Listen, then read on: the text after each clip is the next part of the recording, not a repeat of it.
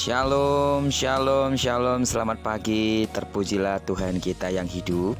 Di pagi yang cerah ini, sekali lagi kita patut bersyukur sebab dalam anugerahnya yang besar, Dia telah memberikan kita satu hari lagi, tepat di hari Rabu, tanggal 2 Juni tahun 2021. Doa saya di sepanjang bulan Juni yang luar biasa ini, segala pengalaman dan pergumulan yang saudara hadapi akan semakin memurnikan dan mendewasakan iman saudara.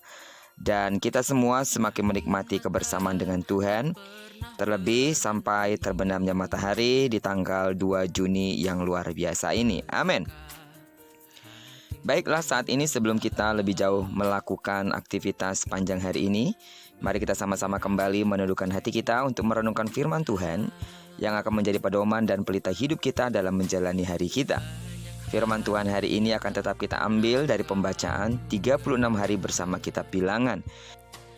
Dan hari ini kita telah memasuki hari yang kelima, maka kita akan membaca kitab Ulangan pasalnya yang kelima, ayat yang pertama sampai dengan ayat yang ke-31.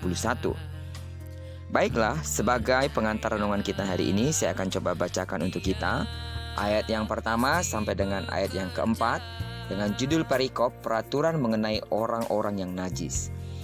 Tuhan berfirman kepada Musa, "Perintahkanlah kepada orang Israel supaya semua orang yang sakit kusta, semua orang mengeluarkan lelehan dan semua orang yang najis oleh mayat disuruh meninggalkan tempat perkemahan. Baik laki-laki maupun perempuan, haruslah kau suruh pergi keluar tempat perkemahan, haruslah mereka kau suruh pergi, supaya mereka jangan menajiskan tempat perkemahan di mana aku diam di tengah-tengah mereka." Maka orang Israel berbuat demikian. Mereka menyuruh orang-orang itu meninggalkan tempat perkemahan seperti yang difirmankan Tuhan kepada Musa. Demikianlah diperbuat orang Israel. Saudara yang kekasih di dalam nama Tuhan Yesus, penyakit kusta adalah penyakit yang paling mengerikan pada zaman itu. Mereka tidak hanya menanggung penyakitnya, tetapi juga harus diisolasi dari masyarakat. Pertama kali penyakit ini disebutkan ketika Musa mengalami kusta saat pertunjukan kuasa Allah dalam kitab Keluaran pasal 4 yang pernah kita sudah bahas. Miriam juga pernah kena kusta dan seorang tokoh yang bernama Naaman. Peraturan Tuhan menyebutkan bahwa mereka yang kena kusta akan mendapat sanksi yang berat.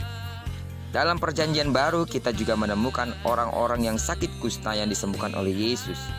Misalnya di dalam kitab Lukas pasal yang kelima ayat yang ke-12 sampai dengan ayat yang ke-16. Orang yang sakit kusta itu datang kepada Yesus untuk disembuhkan. Apakah Yesus menolaknya? Apakah Yesus tidak mau mendengarkan permintaannya? Tidak. Yesus tidak pernah menolak orang yang meminta pertolongan. Saudara, sekarang mungkin kusta bukan lagi penyakit yang mengerikan sebab obat yang manjur berhasil ditemukan. Adapun itu hanyalah dalam skala kecil saja. Tetapi penyakit yang jauh lebih mengerikan yang pernah muncul di mana-mana di seluruh dunia, sebut saja seperti AIDS, SARS atau Ebola. Dan yang paling dekat dengan kita tentunya adalah serangan virus COVID-19 yang sampai saat ini masih menghantui seluruh dunia termasuk kita di Indonesia. Tetapi Yesus adalah dokter di atas segala dokter. Dia sanggup menyembuhkan orang yang sakit secara rohani, apalagi hanya secara jasmani. Saya yakin ini bukan wahyu baru buat saudara. Sejak dahulu kita tahu bahwa Allah itu sanggup menyembuhkan berbagai penyakit. Amin. Tetapi melalui renungan kita hari ini, saya mau mengingatkan kembali kepada kita bahwa Dia adalah Allah yang menyembuhkan sakit apapun. Tidak ada penyakit yang tidak dapat disembuhkan, seberapa kronis pun penyakit yang saudara derita saat ini. Dokter di atas segala dokter itu sanggup menyembuhkan. Yesus yang adalah anak Allah, juru selamat kita, sanggup menyembuhkan saudara. Selalu ada kesembuhan di dalam Yesus. Dan Alkitab berkata, Ia sendiri telah memikul dosa kita di dalam tubuhnya di kayu salib, supaya kita yang telah mati terhadap dosa hidup untuk kebenaran. Oleh bilur-bilurnya kamu telah sembuh. Kesembuhan adalah milik kita semua. Amin. Jangan lagi berdoa semoga atau jika Tuhan izinkan kita sembuh. Melainkan katakanlah, ini adalah kehendak Allah bahwa aku pasti sembuh. Allah yang menyembuhkan menghendaki kita semua hidup secara jasmani, secara sehat, hidup secara rohani pun secara sehat. Kita sehat secara jasmani, terlebih kita sehat secara rohani. Sakit apapun yang sedang Anda pergumulkan saat ini dengan kondisi fisik saudara, percayalah, Tuhan tidak akan pernah membiarkan Anda jauh daripadanya. Penyakit itu tidak akan pernah memisahkan Anda dari kasih-Nya.